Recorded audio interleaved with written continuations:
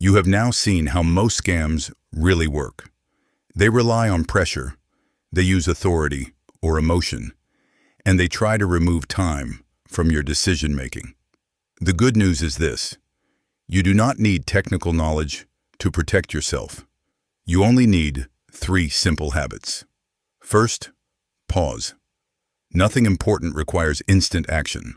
Pressure is a signal to slow down, not to hurry. Second, separate.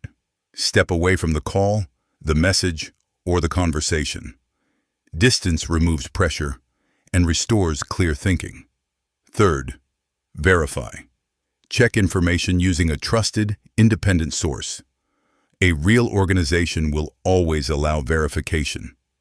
These habits are simple, but they are powerful. They work because scams depend on speed and silence.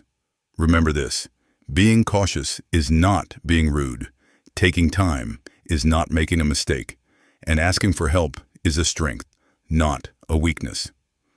This series was created as free public interest content by SmartSec Academy. Its purpose is to support safer decisions, not to sell products.